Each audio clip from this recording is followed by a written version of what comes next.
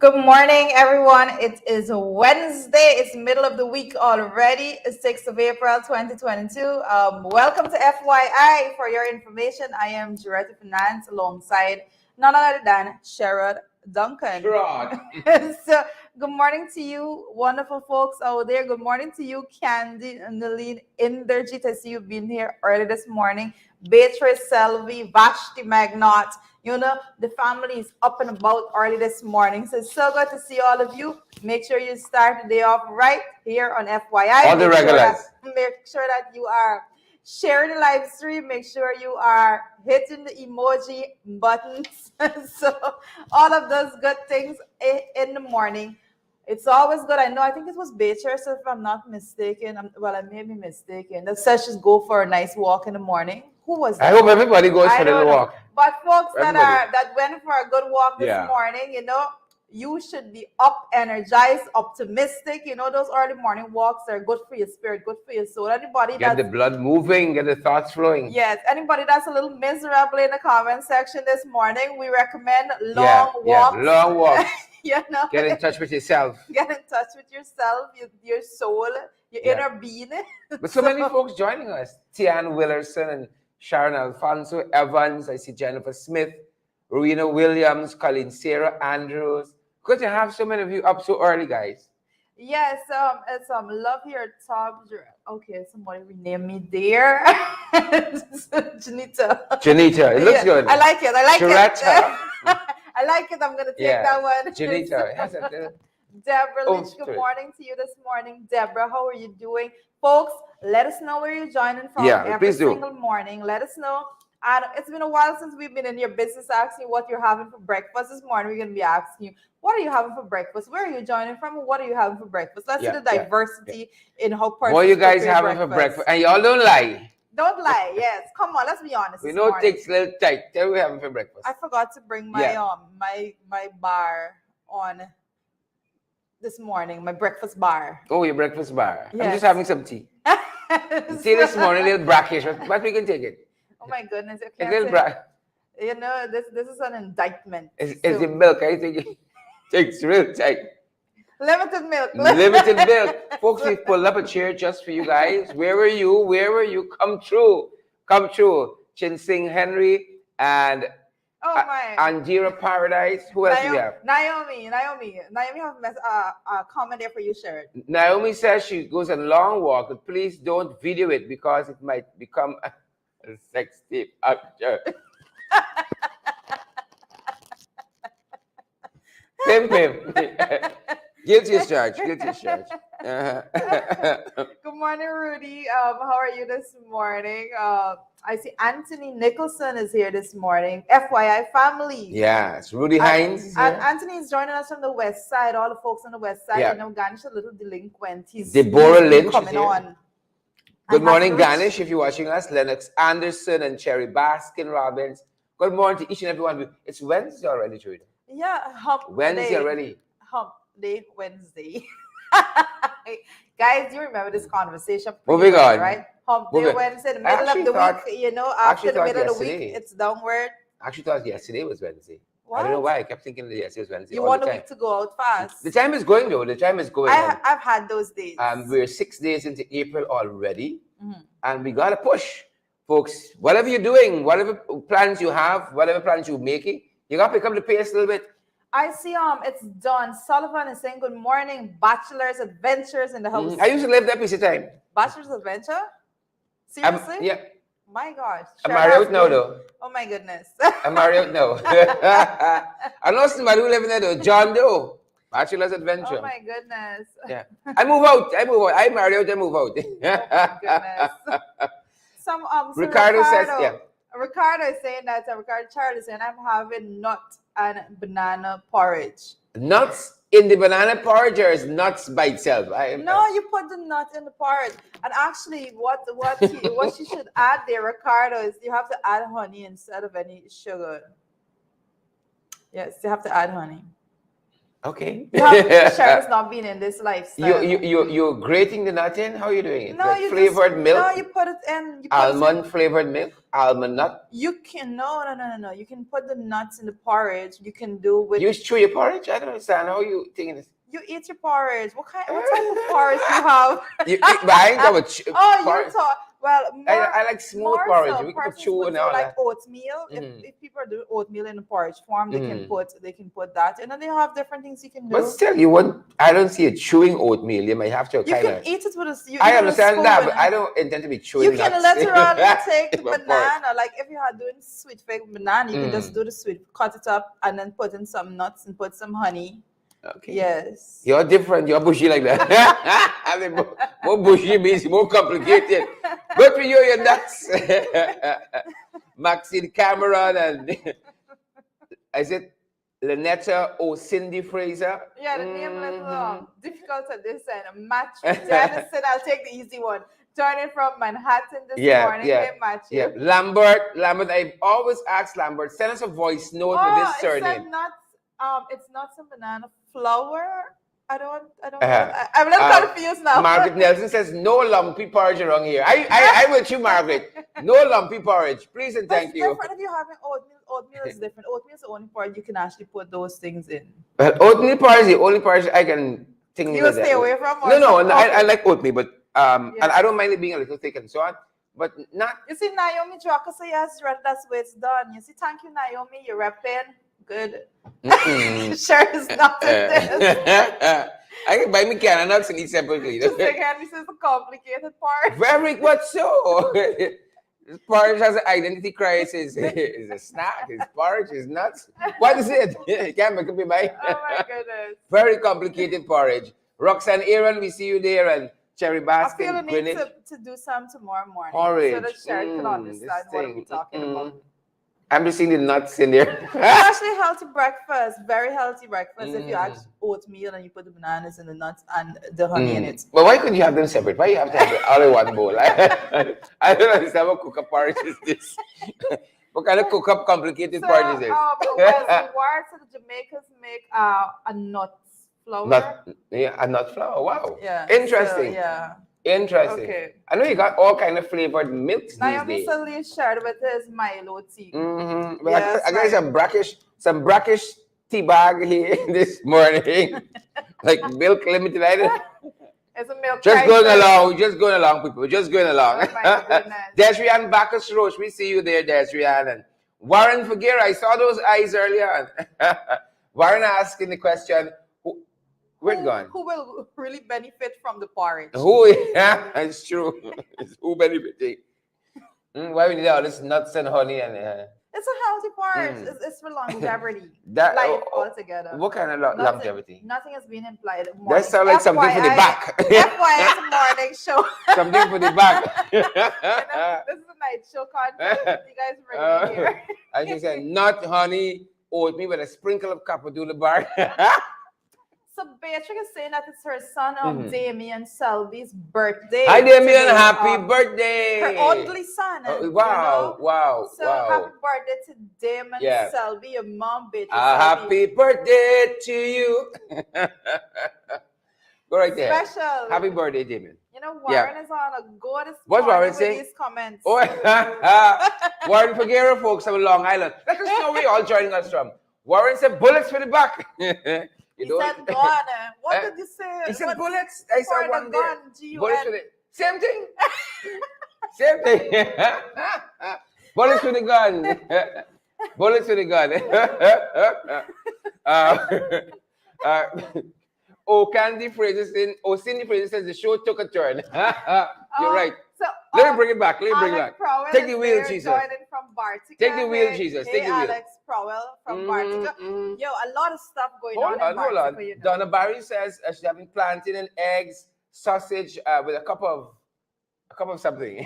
Let me see if we can take it back. A cup of something. I want to see that. With a cup of bush tea. What kind of bush?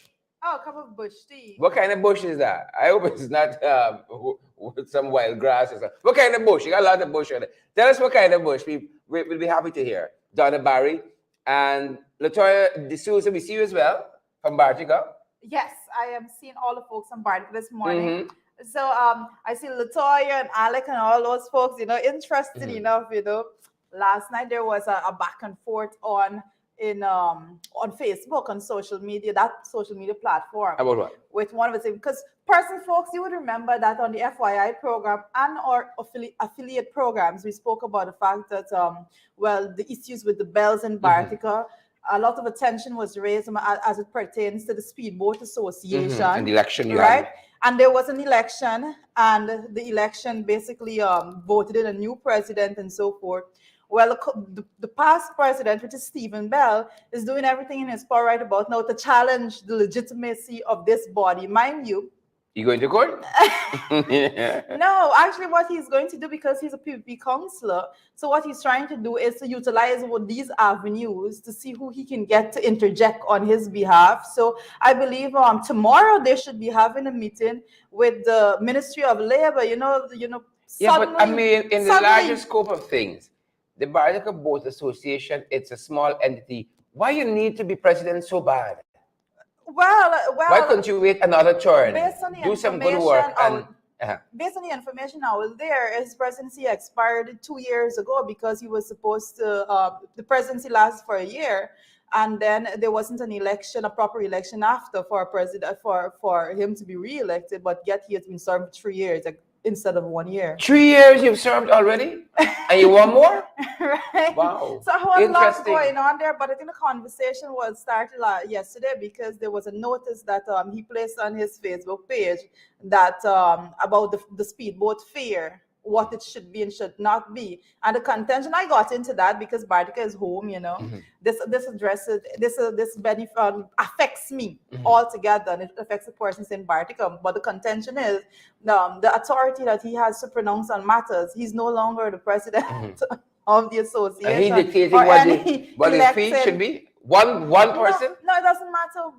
That wasn't the issue. Was not about the fee. Mind you, the speedboat, before he was removed from the presidency, the speedboat was going at full capacity, charging $3,000. He still saw no issue with it. I traveled with the boat several times after that, and he saw no issue with that, But now he wants to go and create a little issue ahead of this meeting tomorrow. So we're going to be monitoring that. Wow. Interesting. Monitoring that. Interesting things happening in the bar. As usual. Lots. But it's interesting that it's just this one name being featured in all of these issues. Yeah. People just like 3 years in, you still want another term. When are people going to serve? When are people going to... Come on. A lot's going on there. A whole lot going on there. Release our comments, Sharon. Release the comments. Release the comments altogether. Charlene Juice Henry says, pace and power. Yep. Bebop Charlie says, Bardica song is corrupted altogether. No. Bardica's beautiful. Listen, there's a few folks there that try to defame. Fighting on the stellar, fighting in police station. Fighting for power.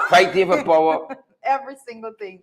But we're going to deal with that. The people of Bardica are going to be dealing with it in a very amicable way, looking for proper solutions so the community can move forward as a united group of people. Yep. Hopefully that happens. Hopefully. Yes, we hope. I'm more fight and break out. Hopefully. Where are we this morning? Have no fights, guys. Where we there this morning? We are, I just saw a comment, but before I could have gotten to it, it's gone. Alana Tang, good to see you there. And Nandi, Melissa Lewis, Gavin Liverpool, Richard Sipasal says up top. Sipasal says up top. Indeed, up top. So Facebook user is saying that they had donut middle with, what? Is it donut middle? That's what I read. Some people have all kinds of stuff for breakfast. Donut middle, but that's nothing with orange juice. So you just had orange juice. Damn, but your stomach real bad. Oh, that's citric acid there. It's early morning. You need something to line and to coat your stomach first, and then you control all the acid in. No, boy, didn't tell me that. I used to drink orange juice. Just like you see what the problem is now. Yeah, see where the vibrate goodness come from now. It's all that.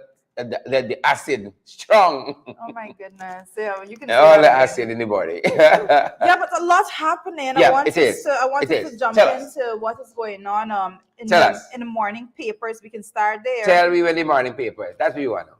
Well, the discussion that is to be had of what's going on in morning paper. You see, a cop was charged with negligence in the case where the rape complainant died by suicide, but the case thrown out as charge declared as bad in law.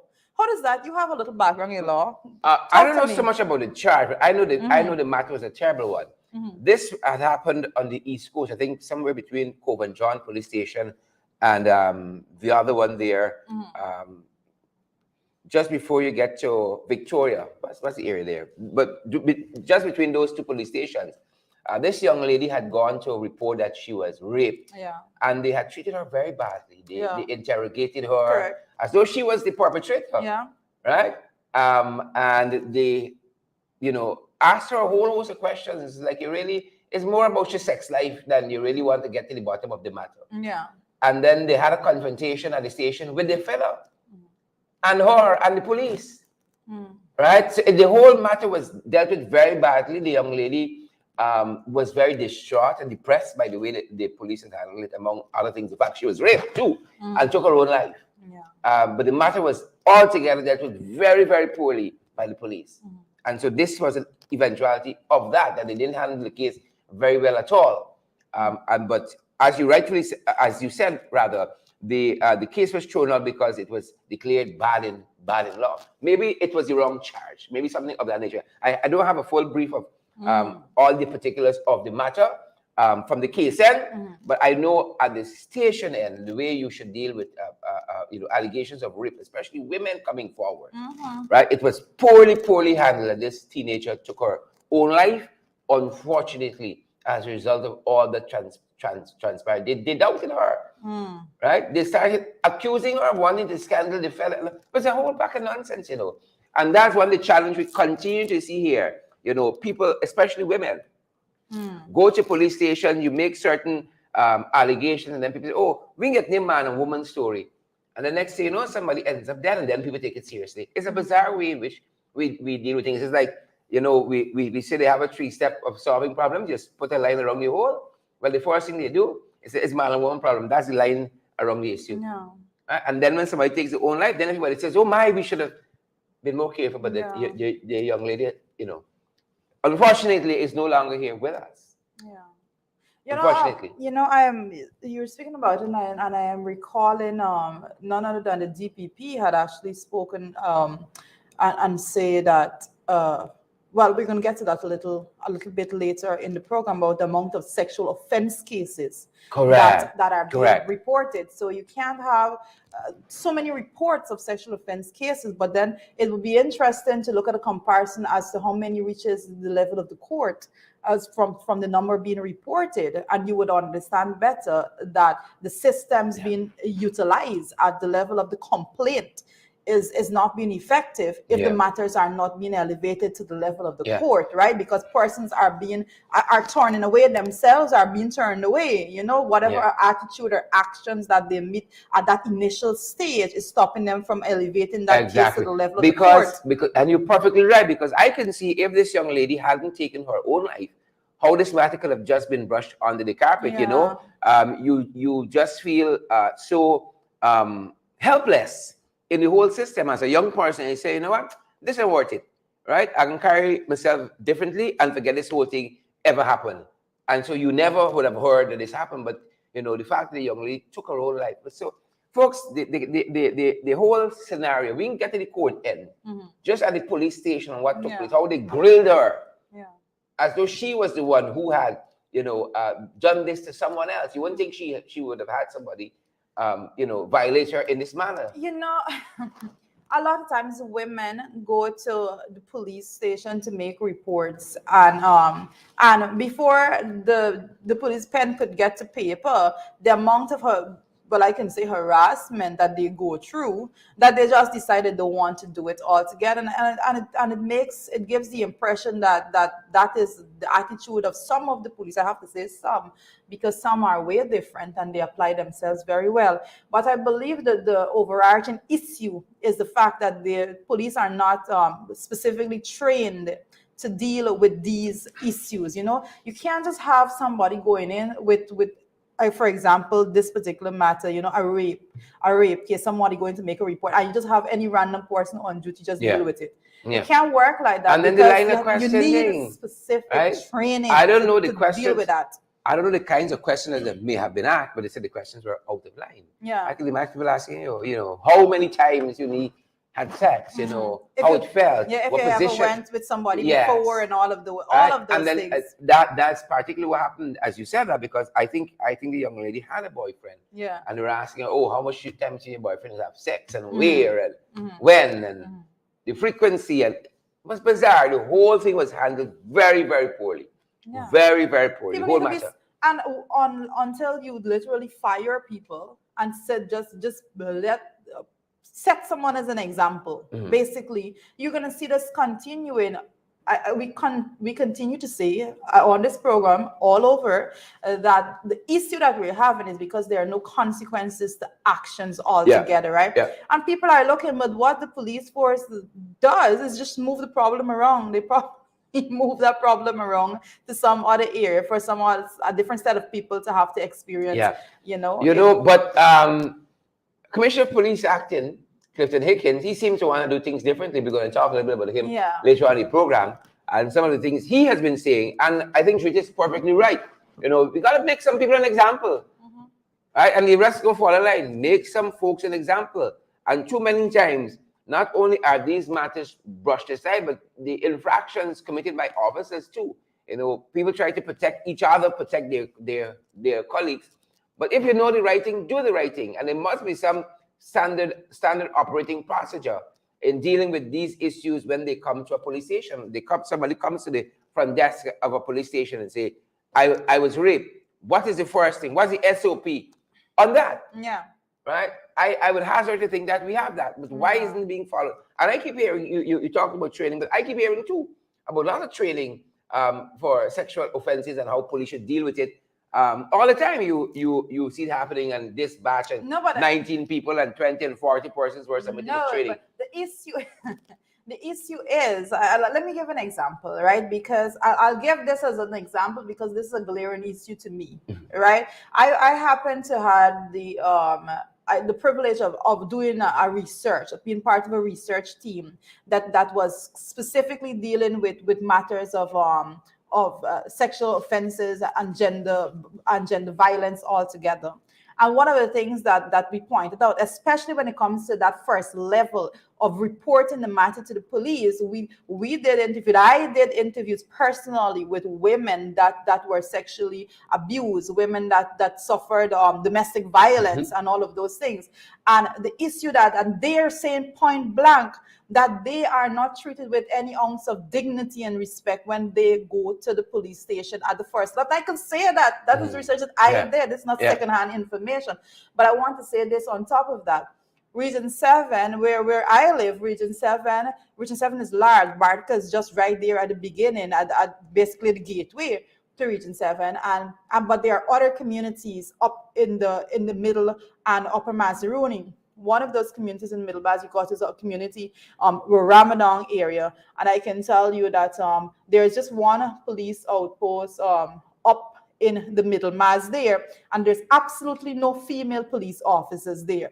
And one of the SOPs when women go to make reports is that a female police officer have to deal with that person. But now there isn't no female police officer at that police station altogether. So how is it comfortable for women to even think that they can go to that police station and make reports? Because the standard operating procedure goes out the door because there's no women, So a woman can't go. If a woman is to go there to report that she's raped now, she have to go to a male, report that the male have to accompany her to the doctor. The point is taken. The point is taken. It's crazy. The point is taken, and Hickens got his job cut out for him. Or whoever is appointed eventually as a substantive commissioner of police got a job cut out. But I have seen in the recent past police who have been part of such training, but I think the problem is putting the training into practice on a daily basis, and on a consistent basis that gets the kind of results that we need, and we need to change consequences. We need to change this stereotype that policing is a man and woman story, and that's the first approach that they take. That this is a man and woman story. The woman is guilty, and we gotta try to prove now that she's innocent in the way in which we go about doing this thing. That instead of innocent and until proven guilty. Yeah. But that we have to look at that in the long term. Definitely. What else in the morning papers? What else? Anything else we need to touch on? Well, before we get into the I don't trend, think we need to, because a lot in the morning papers things that we're going to be touching on in the trend itself this morning. But I can point out that GCOM told that Norton and Lawrence will be new MPs, and so we look forward to both Aubrey Norton and Valda Lawrence I think being that's on the there trend too. in the National Assembly. I can just point that out from the beginning. And that's about it as we go through the morning papers this morning. Fired up, we're ready to go. Most definitely. Where are we starting from? Internationally? Always starting internationally. There. Well, Zelensky have a lot to say right now. Definitely so. Definitely. I think this is coming to something you said a little bit on a few programs earlier when it comes to what. Yes. Oh, I see. You know, all the folks joining us, we want to welcome you who are now joining us, now tuning in. Welcome to FYI, folks. Share the live stream, smash that emoji button. Some of you get so caught up in the conversation and abusing out in the comments, you forget to do what you need to do. Share the program for us, share it to your profile, share it to your friends' profile, share it to a page or a group you might be in, so other folks can get the information as well. And folks, do us the biggest favor of our lives, one of the biggest, and smash that emoji button for us. So again, the program gets picked up in various places on social media, and other folks can benefit from the information as well. As we release the comments and we go release along, the comments. You just say release the comments. We have to release the comments. You know, it's very important for us to get the feedback. Clifton Smith. Oh, I saw my name, but Clifton Smith is saying I didn't get a comment. I missed the comment. Nevertheless, guys, as we go on to the international, what's going on the international front, you know, we're seeing there that Zelensky has something to say. You know, Zelensky said, remove Russia or dissolve yourself. And Zelensky is saying this to the UN Security Council. Yes. So we have touched on this, you know. We have touched on this some bit, and I dare say that that he kind of make a point. You know, because if this is the UN Security Council and you expect them to be able to and geared and equipped to come and settle disputes as they should and have a resolutions and for us to get to solutions as a world in a timely manner, as opposed to what was done in the olden days. This is the whole reason we have all of these bodies in place. And Zelensky is of the opinion that they are not doing what he expects them to do. So he's saying that he wants them to remove Russia or just dissolve yourself, because he is implying that he doesn't see them functioning as should if Don't they are let me not waste able time. to do that. Don't let me waste time, you know, because we can't come and sit down at a meeting and pretend all is well and good when you have a country you're considering for war crimes, spewing across the streets. Hence war crimes and all that. You come and you sit down, and they're part of the one of the largest decision making bodies in the world, and you come up with like everything is normal. Yeah. And again, we kept saying over time since World War I and II were fought that we're going back here again. And then hence you had all of these bodies. Hence all these bodies. You got NATO and the UN and this and that, all of it. And yet we are here. Yet we are still here. So we got to act differently. We got to act differently. And so kudos to Zelensky for saying, you got to throw these people out. Most definitely, I say kudos to that. But guys, you remember that we spoke about what is going on in Pakistan and the political, as persons reported, as the political crisis, and how and a lot of persons, a lot of speculations being made. We're picking up some bit of that out of Al Jazeera, right? And it says the Pakistan Supreme Court is looking into the legality of the Prime Minister Imran Khan's unexpected move over the weekend to block a parliamentary vote against him and then call for a snap general election. The Deputy Speaker of Parliament, a member of Khan's party, threw out the no confidence motion that Khan had widely been expected to lose, ruling that it was part of a foreign conspiracy and unconstitutional. Wow. So Pakistan have their own deal going on there, but very interesting. We will continue to follow this, guys. But one thing I want to note is that as it is being said and reported here correctly, so that he was widely expected to lose this no confidence vote, but now because that this position has been put forward, for need of a better word, and they're talking now about foreign conspiracy being the actual creation, actually pushing the creation of this no confidence motion altogether. I can tell you that it has been reported in lots of international newspapers and online news media houses that his ratings have gone up way above that which it was before. So whatever he's doing there, he seems to know what he's doing. And also, he seems people to know of Pakistan hope so. That country has been a little turmoil for a little bit.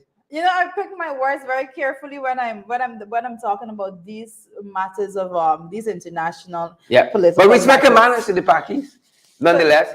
But what's interesting too, we have a sense that them boys here won't call a snap election too. Well, I've been getting a lot of calls asking me if that is the impression that I have.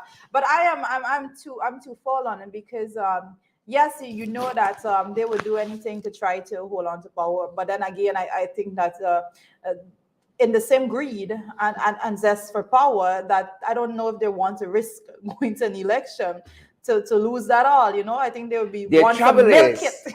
The trouble is that they need badly legitimacy on the international stage. They need badly that.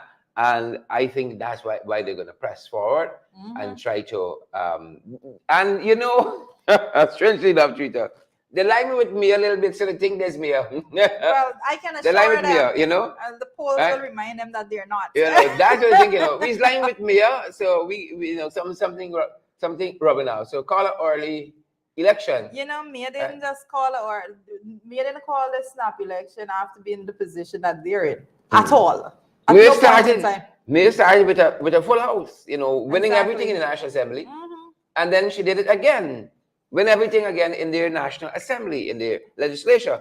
But these guys seem to think that if you stand in a garage long enough, you're going to become a car. So that's why they're trying to follow suit. Well, oh my God. Go right ahead. Well, on that note, I just want to segue and just a reminder for persons that the process of registration is ongoing, and if you are not registered, get out there and get out there right now. Because at least you are not. Get out there right now, guys. With an election that the persons are not prepared for. We have to be prepared for anything with these people. I'm telling you, it's crazy. Yep. Thank you, Margaret Nelson, for that comment. And Marilyn Thomas and Winston Carr. Spice Man, how are you doing? Probably from Granada. And Marilyn, we're going to give you guys an update, I promise, on that and the elections petition in very short order. Ingrid King, we see you as well. Folks, thanks to all of you for joining. Smash that emoji button for us. Get caught up in the conversation. Yes, get caught up in the warfare happening in the comment section. Suzette Washington and Carol Rollins and all the other folks. But smash that emoji button and ensure you share the broadcast, guys. Do that for us. What else we got? I want to go on the regional front. What's going on in the regional front? What's happening there? And in Trinidad, the Trinidad, Kid Rowley has a way of communicating that is unlike any other. The different in Trinidad. I remember one time, a reporter asking him a question, and he just closed it straight up, and he's done. That's his response. And here you have another similar circumstance in which there was these accusations of what is called the spy lie, and the prime minister responded to Kamala, and what he said, his response was 3 words: "It's a lie." It's a lie. It's a lie. Continue. You know what I like about any place else but this country? When the prime minister, I think Barbara is the only place got a president now, like us. When they had a state, when those guys hold a press conference, when they speak publicly, you could borrow something, you learn something. It's only here. Yes. Right? It's only here. You're worse off. You left the press conference more vexed than you went into it. Right? Any place else, you learn something. You learn how to articulate. You learn a new word. You know, your vocabulary is improved. You learn some new phrasing, how to phrase words better. But only here. And Keith Rowley, I remember the last press conference he had where he was, well, not the last one, when he was quizzed on what Mr. Jagnew had said about Trinidad.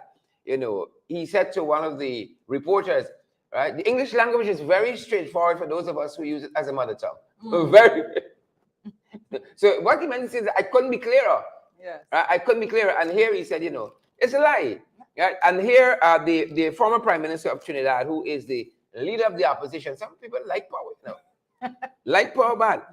Leader of the opposition said that they were spying on citizens and you know, all manner of people, all categories of people. Basically, as it says here, that the Prime Minister Keith Rowley was responding to claims from opposition leader Kamala Prashad Bisasar that government was spying on people in all walks of life, including politicians, its own members, the media, members of the business community, trade unionists, and members of the judiciary, business persons, and journalists. I think she got your country wrong. I think that's. I think the country wrong. It's Guyana's, them boys, right? Our phone tap. We understand that. You understand that? Yeah. You know, sometimes sometimes you're on the phone and you're having an important conversation. You say, "Y'all hear that?" Right? Yeah. Hope you're writing it down. We understand that. They follow you. They trail you. They surveil you. We're getting to a point that we're obsessed. We write a note on the paper, then we burn it. Yeah. That's it. You pass a note in a year, but he said, this will self-destructing. Them boys surveil you, surveil your family, tap your phone, right? They tap, everything, right? So the country wrong. My God. She was right, but the country wrong. It's Guyana. My goodness. Right? It's Guyana. Them boys surveilling. Right? Good luck with that. Good luck with that. Coming out from the regional. Right? Scraping through your Facebook, looking for something, as Naomi Drucker said early on, you know, you can't go for a walk in peace. Don't post it to Facebook. Right? Then people digging out stuff and cutting up, Photoshop.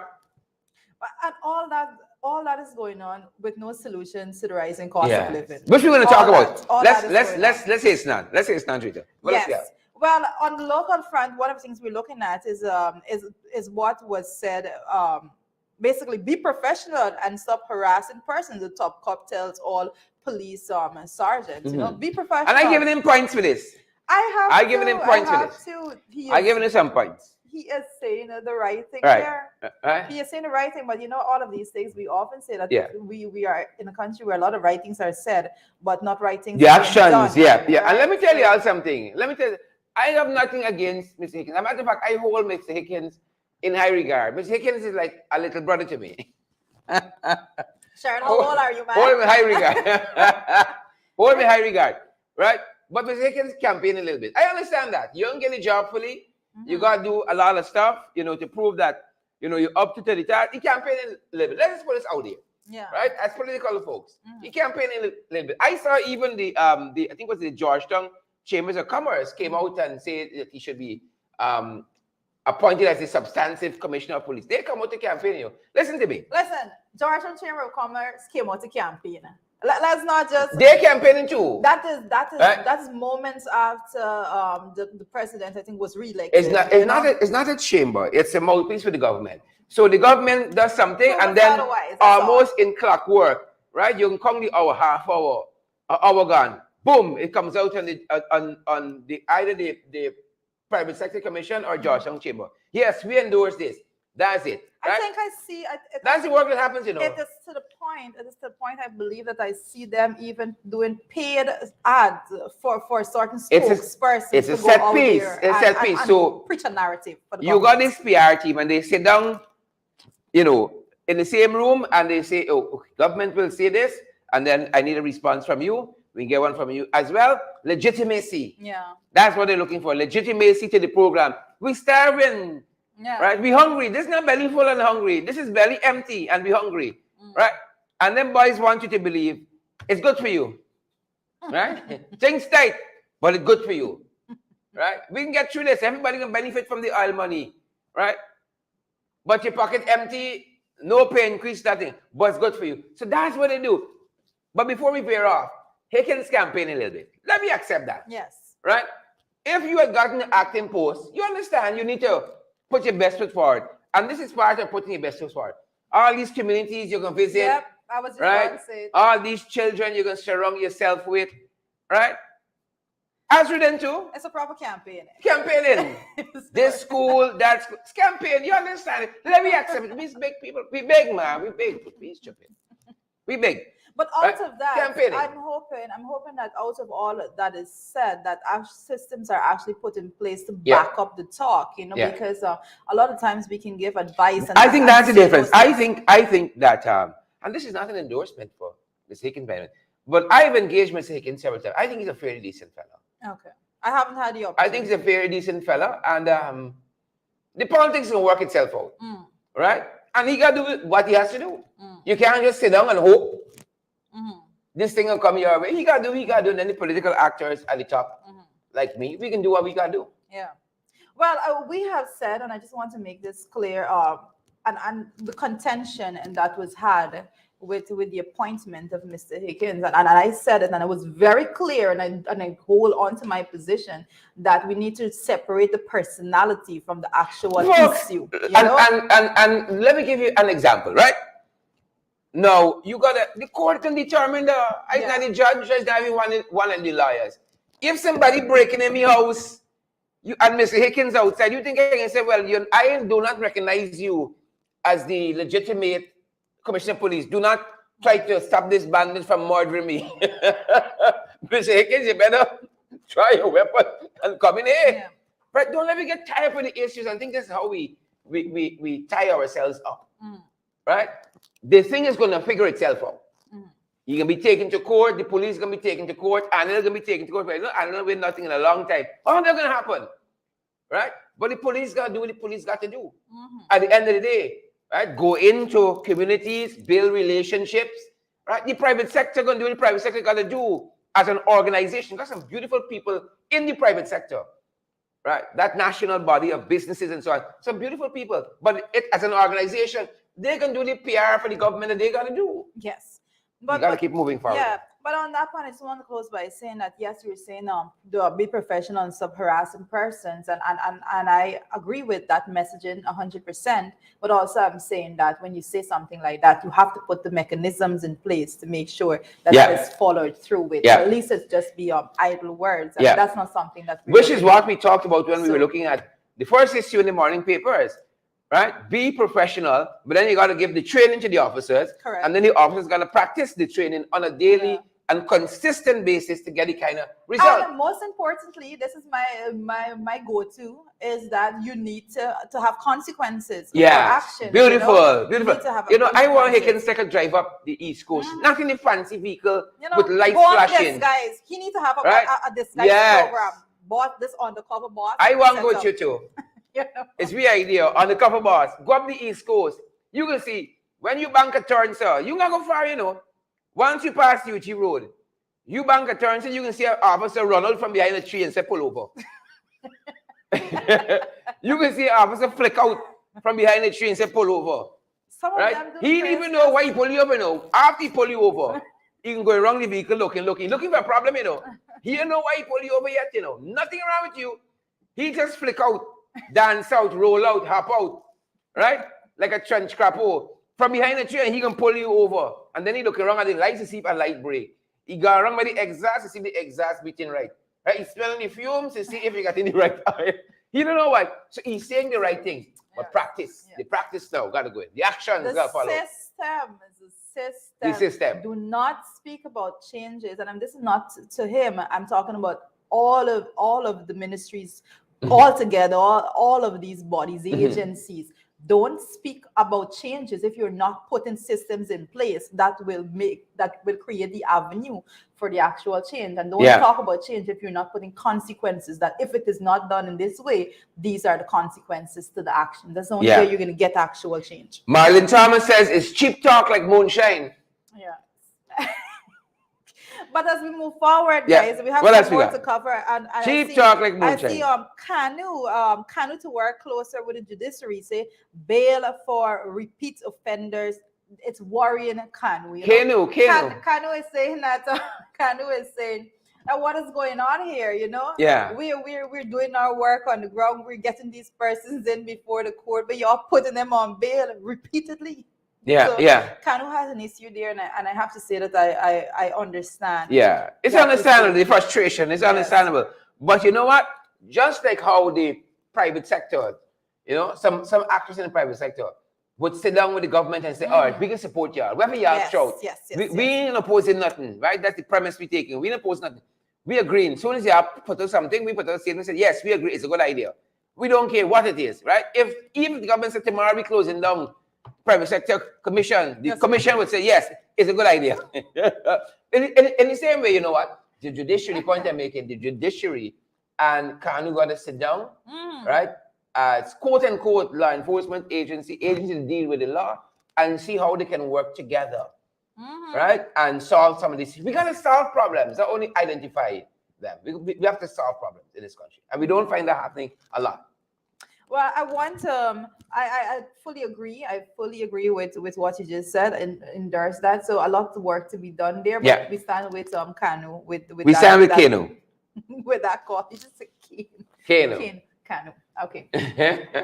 Guys, as we move forward on what's going on the morning trend this morning, we see the case with the theft at drug bond. We have been following this for some time. It's a probe into the theft of supplies from the Ministry of Health drug bond at Diamond Wide. And we're seeing here that the director of the MMU, the director of the Materials Management Unit of the Ministry of Health, Cecil Jacks, was arrested on Tuesday in connection with the investigation of theft of drugs from the Ministry of Health drug bond there at Diamond East Bank, Demerara. Yeah, and you know what? Part of this discussion is happening nationally. People want to believe that this has been happening for a long time, right? This has been happening for a long time. People thieving out the government drugs and selling it out.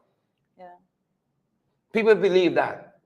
Well, I would further say, when it comes to accountability for these specific things, I've been looking through several years at the level of the Public Accounts Committee, and you see all sorts of things. Where I had an example when I spoke about the issue with the fuel and the way in which the accountability for fuel that ministry workers are utilizing from the pump stations are not properly accounted for on many occasions, and how many years these things have been dated back from. So definitely more tightened systems need to be put in place to guard against this altogether. And like we are seeing right now, persons need to be put before the court when it comes to these matters. They need to face the consequences. And I'll be following this particular story very closely because it's going to be setting an example for other persons that may be doing the very same thing. And again, we gotta move past just identifying what the shortcomings are and solve this problem. How do we solve this problem? In any organization, that's always right? My thing. There's always a level of pilferage because you always get a trench crap on and a jackabat can thief something, right? There's a level of pilferage. How can we bring it down? As much as possible. And if you got people who conspiring with each other, they can thief out the government stuff. Something is wrong there, Something, and I don't know. You got people strangely who work with government, and then tomorrow you see them, and it's similar to whatever role they were playing in government, right? So, like in this case, you could see persons going to open a whole pharmacy if they already got pharmacies open. Well, that's the thing, right? You can see somebody in IT. You're gonna hear tomorrow they got a big store. Who is it being supplied to? If they're stealing it from there and selling it to pharmacies, the pharmacies know that this is the arrangement, so they're getting it cheap. And all sorts of things come out in the investigation, but we're not gonna speculate as to what was done in this particular case. And just imagine you had a guy one of the guys who was arrested and charged early in this investigation. One Mr. Williams. He had offered the police 1.7 million. Yeah. So you understand what's going on there. 1.7 million he offered the police to throw the matter to forget the case. And not to forget the case, to forget him. Right? And now we see, as we said when we introduced the topic, the investigation widening. Yeah. Lots of people, let's see how far it goes. Let's see how far. I hope it doesn't happen like the Sharon Hicks issue, the PS of Ministry of American Affairs, where you have this, the police involved in the matter. Yeah. It seems as though you have everything you need, but then you need a legal opinion too from a DPP. Well, hope it doesn't go that way, because like when the people are big officials, then you just need legal opinion all of a sudden. When it's small fishes, right? You need legal opinion. But the length of time in which these opinions are processed, Sherrod, very slowful. You got people with 2 years now, people waiting on legal opinion. Knock down and kill somebody, you waiting on a legal opinion 2 years. That law is either write slow, read slow, something funny wrong there, right? But we're looking to see both what happens in terms of the penalty and also how we fix the system. And these guys are not too good at fixing things, we're realizing that. Roads opened yesterday, broke up today, right? Roundabouts built, that ain't really wrong. A whole set of funny things happening. My goodness. Well, we saw the consequence of that, not so wrong roundabouts. Yeah, and we can see more. We're going to see more right there. Hopefully not. What else we have, Judah? What else we have? As we move forward, one of the things that we identified this morning, a little earlier in the morning, is that the sexual offenses among a majority of cases for the Demerara criminal. You see, when we were talking this morning about the I see Sherry Duncan is distracting me here in the background. Guys, what we were speaking this morning specifically about the matter with the young woman, and what I can tell you all is that we refer to this because being reported is that there are 174 sexual offenses cases of the 554. Exactly. Of the 354, right? Listed to be heard, and 75 murder cases, right? And these numbers are very startling to me as a woman, right? As a woman, these numbers are very startling to me because, again, I must say that the issue is, and this is to be heard, right? These cases have not been heard as yet. These are cases that to be heard. And I dare say sometimes we see a lot, and we make a lot of fuss at the beginning when we hear of certain cases and certain matters in the press, but then no one really follows through as to see what is the finality of these matters, and too many times these matters don't get to any resolution in which anyone is punished. Correct. Specifically when it comes to sexual offenses, I think these are some of the more difficult cases that are put before the court, because a lot of times the victims are so traumatized that the whole experience in going through and testifying and all of those, a lot of persons just back off from it. So again, very we correct. need systems in place that is going to provide that environment and that mental safety net for persons to be willing to go out there and speak out against these things. I think too, part of the challenge that we have when looking at these issues, again, is that's a low number. And we talked about the fact that, people could get so frustrated in the system, not even to report it.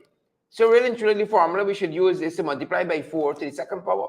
If we say 154 offenses, sexual offenses cases are before the court, the number could be way higher than that of offenses being perpetuated, but not even being reported, or sometimes not even being actioned when reported. That's the other part of it. This can be the tip of the iceberg. And again, we gotta solve the problem. But a lot of work needs to be done, and I dare say that as a community, as people, we need to be supportive of victims that are coming forward, instead of victim blaming and further victimizing the victims. This is a case, this is a matter, and a lot of us are guilty of going out there and just casting judgment before the persons can even face the court. Agreed. We need to stop that nonsense. Agreed. This other issue we spoke about earlier. Our colleagues in the coalition heading to the National Assembly. I see. Yes, we see Mr. Aubrey Norton and Valda Lawrence names was submitted to GCOG. And I was saying a little bit earlier, I was pushing ahead of the actual trend. But we are still looking forward to both Mr. Norton, Aubrey Norton, and Valda Lawrence there in the National Assembly with us, and for us to have a full house on the opposition side in Parliament, so that we will be able to address all the issues and push forward. More players coming on the field? Well, it's always good. We need a full house in the National Assembly to deal with the issues that are before us. So most definitely, we're looking forward to the presence of Aubrey Norton there and Valda Lawrence. And guys, I just encourage you to be as supportive and continue to do your part and make sure that you hold the administration accountable just as much. Just don't always leave it to the members of parliament to hold the administration accountable, but it is important for you to do your part, as you do every single day. When you get up, you join these programs, you share the information, you speak out against any atrocities that is happening that you see. Continue to do that, and we will be doing our part now with a full house. And that is very good. And I see one of the things that I want to highlight at this point, Sherrod, is that I noted a matter in the newspaper, which it was Newsroom that reported that there was a fake document at GCOM. And for me specifically, I want to get to that. Talk to us. Like, forget about everything else. How is it that Newsroom was in possession of this document from GCOM? No, from GCOM. They are intent on painting the opposition a certain way. No, I don't care about any of that. How is it that a document was sent to the head of GCOM and then Newsroom have it? Interesting question. Right? What is this seamless relationship, apparent seamless relationship between Newsroom and the head there? But the issue is, how does this become news before somebody getting into contact with the author of the letter and asking, we just want to clarify this? Yes. Who from GCOM sent that to Newsroom? And say, we got a letter here. It looks like somebody pretending to be Granger, sending a letter. I think sometimes we treat some matters very lightly, that I think need not to be treated lightly. Like, we have GCOM is a system. GCOM has persons working there that we need to have trust in. The country needs to have trust in. The government went all linked when it comes to who they believe they could trust and who they believe they can't trust at GCOM. I see no word of condemnation, nothing being said to the fact that the document was sent to GCOM and Newsroom is issuing a photo of that document. What they're saying is a photo of that document, and absolutely no one being alarmed by this. I am extremely alarmed. I think by this. In addition to that, what is being done? GCOM itself now and Parliament, right, trying to keep Valda and Lawrence and Aubrey Norton out of the National Assembly as long as possible. So if you bring up all these issues, it's another day lost. Write another letter. Send it, verify, go, come back. Mind you, even the point at which the length of time that it took for the correspondence to be sent from the level of Parliament to the head of the list, and then you say, oh, well, nobody is there. But no letter was sent. And then there was also the issue of Parliament and GCOM, right? GCOM saying Parliament has not notified us as yet, and then Parliament saying, well, we hear from GCOM as yet. It's mad, this in this little country of ours, folks, in other countries, right, you got a tongue. They got 25 million people. A tongue. We got a whole country with under 1 million people. We got a whole army. We got 65, more than 65 local democratic organs, RDCs, NDCs, CDCs, right? For all we know, and still we can't get certain basics. We got a whole Parliament. We got a whole Elections Commission. All of that, right? And we still can't get basic things right. Could you imagine how those people manage in a town with 25 million? If you got a little handful, as the woman said, a smattering of people in this country, how we make out? Mexico City, 30 million people, right? In Mexico City, 10 million people use the transport system every day. How do they make out? We got one wheel 2x4 and we're struggling to send a letter from point A to B. We're struggling. It boggles the mind. It boggles the mind. I see why people just, the nurses just want to pack up and beat out. Most definitely. Why they got a line in front of the embassy every day? Because the efficiency. The worst thing you can do is try to engage the services here. You know, the migrants, the scheme look nice, but to come home and to engage the systems is nightmare. Any system in this country, you try to engage, you got to make up your mind, it's a whole week you got that. Go, come back, go, come back. You ever try to send a form somewhere? The lady, when you submit the form, she look at the first line, she say, oh, you missed something here. Right? Bring it back tomorrow. Tomorrow she look at line 2. You missed something here. Go and come back. It's mind-boggling the way we work here. And then when you got an administration like this one here, you'll make it any better. Well, I think linking letters and so on. I think that's you see. I think GCOM. I seriously believe that this is a matter that we should not take lightly. I think GCOM needs to respond properly. I see. GCOM needs to respond. Why Mr. Norton says that Claudette Singh should go in? I see why. I see why. You can imagine you have a head of GCOM, and she has found in more than 2 years now nothing agreeable with the opposition. Nothing agreeable. Every vote she votes with the PPP, I find something is wrong there. Right? You know, some people may say, I can give them one man. I want things to look bad. No, but persons have to actually examine the issues, and then you can and then you will see why we are at this conclusion. Right? And now the biggest issue facing an oil producing country is getting 2 people in the National Assembly. Yeah. Oh, the signature wrong. This will look like his signature. Don't want to look at it. You know, you could swear that this never happened before. You know, like it never happened before in this country. Like it was never a system in which you replace parliamentarians in this country. I am certain. This have to be something that Mr. is Granger, rocket science. It's the first time in history, right? I certain, Mr. Granger. I think part of the benefit of being a former president, you have a small staff, you got a personal assistant, and all that. Pick up the phone. You know, we just want to clarify X, Y. That's under our. Yep. No, but instead of that, the newsroom. You're going the long way. Draw a circle, no problem. No. I don't. Newsroom is the white light. I don't want us to lose at this point. My point is that GCOM needs to answer. For how is it that the document that is answer to who? To the people when of this country. When last you see Claudette have a press conference that can answer anything? GCOM needs to answer to the people of this country. When last? At least we are left to assume that the administration at GCOM willfully every now and again this document to the players at newsroom or whomever they sent it to there.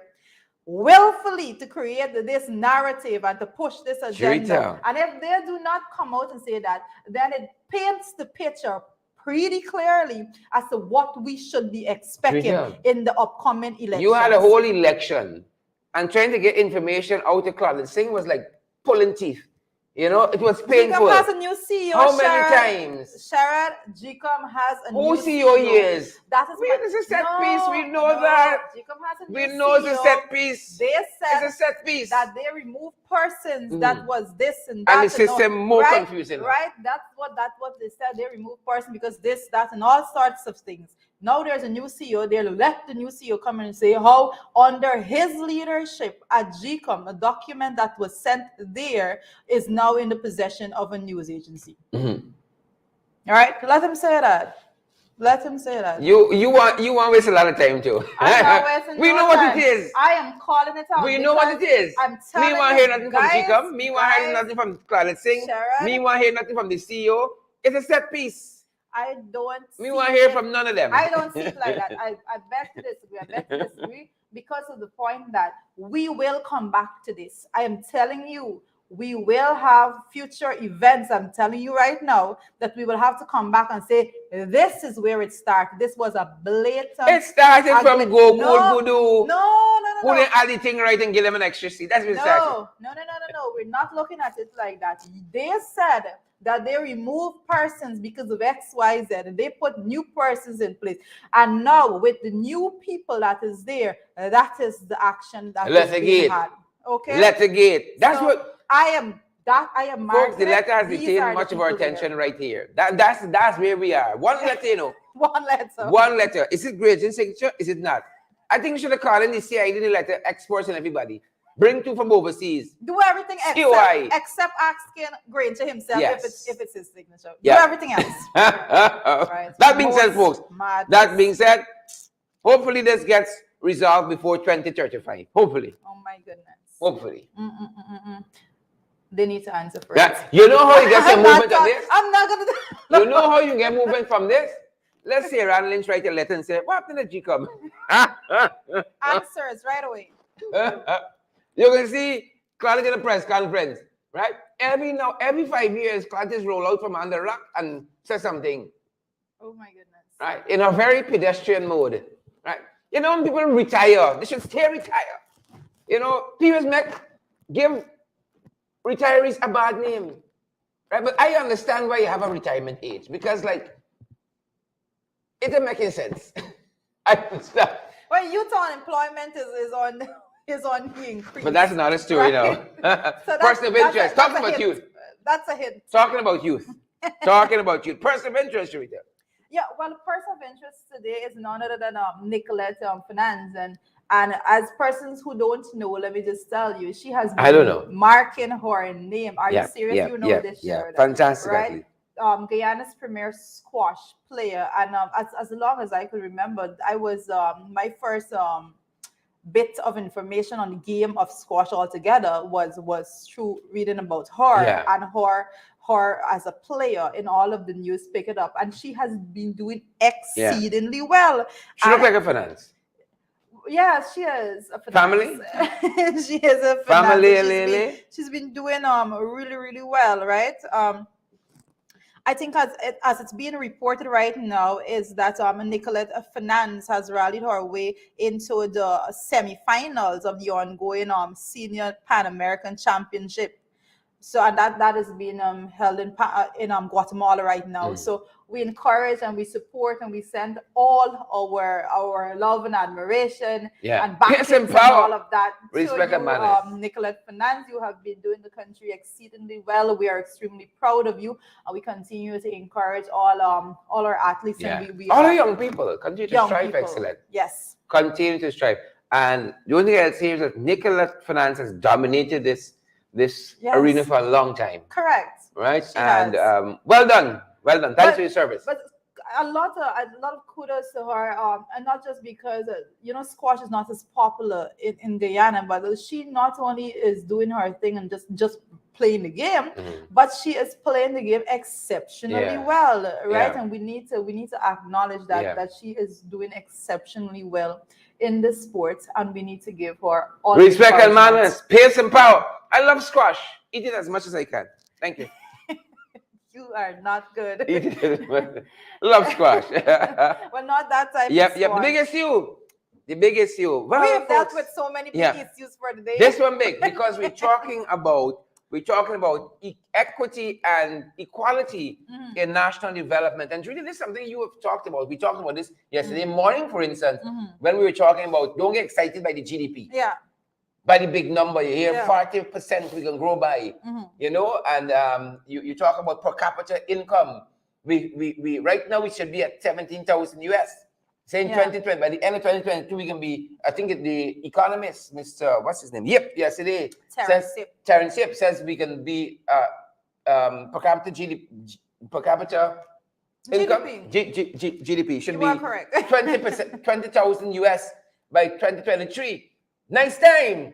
But he said, don't get excited by that because even though countries are at that level nationally, oftentimes people are still suffering.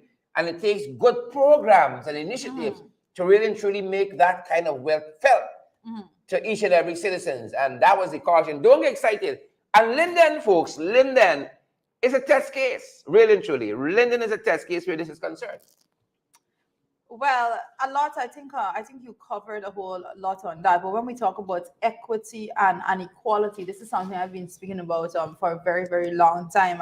Practically every time we speak about GDP and when we talk about the income inequality of persons living in our country and all of that, we always come back to the fact that yes, it all sounds like nice and fun and games when you hear announcement that, oh, every household is going to be getting a $25,000 cash grant, or then you hear that we have a 7% across the board increase in wages and salaries, and then everybody say, oh well, everybody getting the same thing, but no one is considering that there's a big difference when you have when you were living in a country where there's such a big disparity between and the gap is so wide between the rich and the poor, that when you go ahead and you continue to do things in that manner with those mechanisms, what you're doing is actually widening that gap, and the rich is becoming richer whilst the poor is poorer in actuality, when you look at the widening of the gap between the two of those income bracket earners. So very, very interesting conversation. One of the examples that we had at the level of the National Assembly when it comes to income, not income rather, when it comes to equity and equality, is the fact that it was none other than Charles Ramsden that came to the National Assembly and was boasting that, they gave $10 million to fix each of these grounds, a couple of grounds, right? And with absolutely no consideration to which needed more and which needed less. But right? yeah, and I think again, Linden is another perfect example that fits in with that, because we had two regional visits by Farsi, the vice what's his name, the vice president, right, who went to Region 2 and then he went to Region 1, and it was gifts, quote unquote, galore. Promises. Right? Promises galore. But you wouldn't think you had a national budget that was read. And just the month prior. And lots of the stuff that were promised was not featured somehow in the national budget. So again, one of the points that economist Terence Yip made yesterday that we focused on is the programs that you implement. Correct. And one gets the sense, and one letter writer, as you see when we get to the section that says what they said, one letter writer in this morning's paper said, you get the impression that these things aren't being thought out. Look what happened here in the two visits, for instance, you had with Region 2 and Region 10. Yeah. Right? You had lots of promises that were made, but how are these promises going to be realized? That is the real question. You had, for instance, wells that were giving out in Region 2. Two water treatment plants are going to be given out. School buses. Students going to benefit from reduced internet costs, subsidized internet costs, 800 jobs, all of that. But 800 jobs, I mean, you did highlight, we're looking at equity and equity and equality altogether, those two concepts, and 800 jobs. I don't want you people to forget, guys, you're with us, you're listening, you've been joining us every single morning, but we need to remember these concepts that we've been discussing. One of the things I pointed out at the inception was you can't go to Region 2 and say 800 jobs, and then part-time jobs, mind you, and then go to Region 10 and say 800 part-time job, and then you were saying overall it's going to be 8,000 part-time jobs, right? And I asked the question right here on one of our morning programs, just after those two announcements, that what is the proportion of that 8,000 part-time jobs that you're going to bring to Region 4, given the population density in the region? Because you can't go out there and say you're going to go to all the regions and promise them 800 jobs, because in words and on all of that, it sounds all good and nice that, oh, you're being equal with the regions, but in actuality, for the needs of the people, there's absolutely no equity in the way in which you are doing distributions. No need assessment being done as to who needs what and where, and what particular jobs should be allocated to these various areas when you are actually trying to help persons out. So lots to be done, and you just don't go out there haphazardly as it's being done. And you know what? Other folks are of the same impression as well, because when we look at what they said, for instance, you have this letter writer in the morning papers, Mr. Shushan Mohammed, who raised some of those very issues, who talked about, for instance, let me just find my bearing, who talked about the header for the letter in this morning's Sabbath News was 1,600 part-time jobs. That's the question he's asking. And the very, very brief letter, Shamshun Mohammed says, Dear editor, 1,600 part-time jobs in government agencies were announced in 2 regions as part of the efforts to cushion the rising cost of living. But is that it? What about the other regions? What other measures will be rolled out? 5 billion was set aside in the budget for this purpose, but it seems no plan on how to utilize it for the ultimate benefit of the suffering citizens. This is a letter writer in one of them in Starbucks News.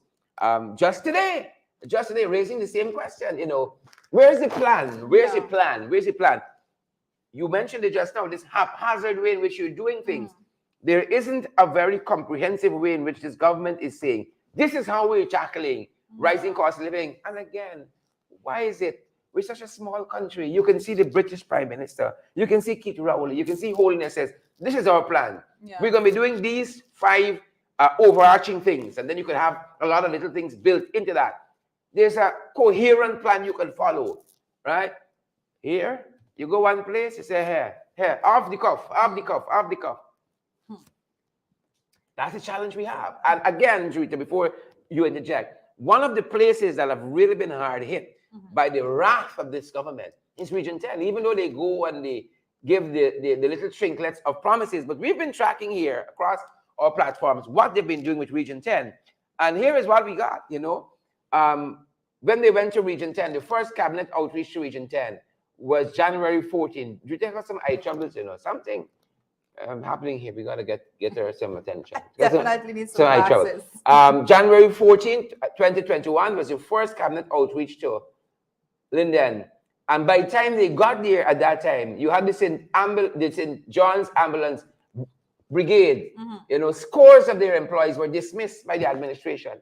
Right? The data entry clerks from the National Data Management Authority were dismissed.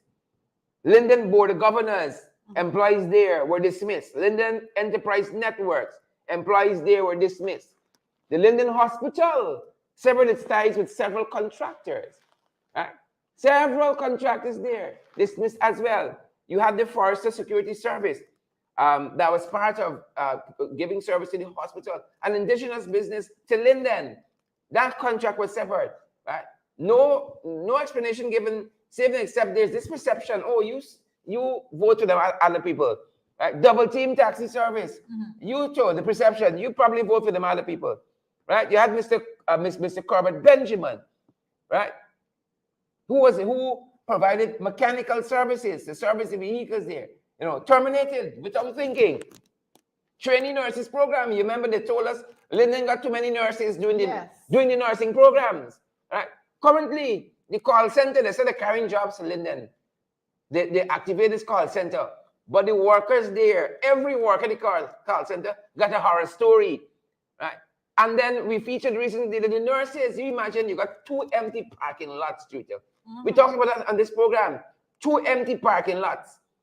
And in the nights especially, when they're most empty, right? Nurses can't even go in and park because they say only doctors and sisters can park. The nurses got to park on the road where the vehicles are being vandalized.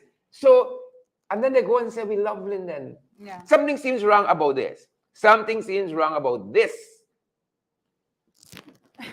We need to be smart as a people. That's what I'm gonna say about that. We need to be smart as a people, and we need to be able to decipher for ourselves what is actually going to benefit us, what is actually going to raise our standard of living, and for us to be able to walk around and live with dignity, and we need to pinpoint with urgency all the nonsense, the bluff and the fluff that is coming, and the political I love that you've said that is coming. I love that you've said that, because the chairman of Region 10, the seat of the Region 10 administration is in Linden, spoke at an event yesterday in Linden as some young people were graduating from one of the government-run programs there in some technical vocations. And he sought to put the cards on the table. You got to speak truth to power, right? They're going to be upset with you. You can do it in a respectful manner. Well, I don't know if they would ever deem it respectful, because, we have an administration here that don't like critics at all. No pun intended. They don't like critics at all. So whether you can do it in a respectful, it will be deemed to be respectful at all. But he spoke truth to power. And again, laying the cards out on the table. Don't come along here funny like you're doing something for us. We know what you have done in the past. And folks, we want to give you a little listening of what transpired yesterday as the regional chairman spoke about some of the things that have been happening in that part of the country. They're all putting in the work, making the extra effort to ensure that they are qualified to take advantage of any opportunity for gainful employment that might come their way. Unfortunately, this is exactly where our current system of governance fails, as so many Londoners have been put on the breadline recently, with their jobs taken away, and nothing provided as an alternative. That, I shudder to think of what we intend for these 184 newly qualified individuals in terms of gainful employment of their hard-earned skills. Job creation must, and I repeat, it must be a clear and well-structured program of endeavor in our region, and not a flippant handout of temporary jobs. Since these 184 individuals are about to join the hundreds fired from the St. John's Ambulance Brigade, the National Data Management Program, the Nursing Professional and Assistance Program, and many others. Our residents do not have temporary needs for sustenance. They have rights to participation in the economy of our country, to provide themselves with sustainable shelter, food, and other necessities. But all is not lost, and Londoners and residents of Region 10 are a resilient and resourceful people. I will not stand here and let gloom overshadow your special day today. I am here to let you know that your Regional Democratic Council will continue to be proactive. Yeah, he said it best. I think that I have to say kudos to my colleague there, Darren Adams, and he doing has fantastic been doing job, an amazing fantastic job. There, and I must say that what he's highlighting there and the words that he's using is he's on point. You know, he's not going there to give a presentation that you're going to make promises, idle words altogether. He's going and say, this is what it is. This is what it is. This is what you're facing. This is what it is. And we got to sit down together and figure out how do we solve this. Right, so you come and you fire hosts and people, then you come back and say, "Oh, we give me 800 yes, jobs." Exactly. But you fire 1,800, right? You know, it's shameless, really and truly. That's the shameless, only way we really can and put truly, it. Very much so, shameless. But that's what's happening. Yep. Respect and manners to Darren. Respect and manners to Darren. Definitely. And as you release our comment section, I gotta release it. You know, we are always so thankful for you to join us in the morning as we discuss all of these pertinent matters. You know, today, if I'm to speak about today's program, I'll say that we had several big issues that we dealt with throughout the morning. I think this I do say so, to me this morning was a little more weighty, and I dare say I'm going to end this morning's program by saying I'm looking forward to GCOM explaining how that bit of correspondence was sent out they rubbed me the wrong way here. They rubbed me the wrong way. You know, y'all could take it however lightly y'all want to, but an explanation is definitely needed. I want to know how this correspondence that was sent into GCOM is there with a news agency. I want to know. Come on, GCOM, don't come around, we funny. I want to know. I'm not going to arrest this. I'm sorry. You guys could take it however y'all want it. So probably you're going to say, no, try to make it a mountain out of the molehill. Nope. I pass grow like grass. Old people say so. Don't come around funny. I pass, hashtag. I pass is grow like grass. You heard it here first, folks. You heard it here first. FYI. I'm not about to let that go. Guys, thank you so much for joining us. I'm missing Henry, Pauline Austin, Andrew Cosbert, Wesley Ward. You see, that's our time. You are right. Thank you, sir. That's our time. That's our program, folks. Before you go, ensure you have a duty. We got a duty. Bring you credible, valid information. Your duty is to share, share, right? Yes. Disseminate, disseminate, disseminate, share, share, share, and smash the emoji button, Twitter. Oh my Share, guys, goodness. and smash that emoji button for us. It's good having you. Folks saying they have no confidence in GCOM. That is past people. Joel War says Exactly. you're correct. Yes. Right? I'm not gonna rest this. I think that sometimes we brush over some things too lightly. That things that would have daring consequences in the long run. And this is a first step. Is a first step to show what is to come from the levels of the new people that they put there. This is the first action that we are to put a red flag and say this nonsense must not be tolerated at all. Yeah. Folks, we really love having you guys here. And we want to keep doing what we're doing because we know how much you value these programs, whether it's FYI, it's Below the Belt, whether it's In the Ring, all of our affiliate programs. And then we have also our affiliate website, Credible Sources. We continue to tweak that and to build it, guys, to get you credible and valuable information. And we encourage you guys to come on board and to partner with us so we can do more of this work in a qualitative way. Right, quantitative and qualitative, that we can do it in a professional way and which reflects you. And we know that we have good people, and we want to give you quality news and information, professionalize what we're doing, and your contribution helps us to do that. Your love and your support helps us to do that. We got several platforms by which you guys can contribute, can support us in the work that we do out front here, guys. We got the Cash App, we got Zelle, we got PayPal, we got MoneyGram, we got Western Union, we got MMG as well, folks. Come on board and partner with us. You want to know how to do that?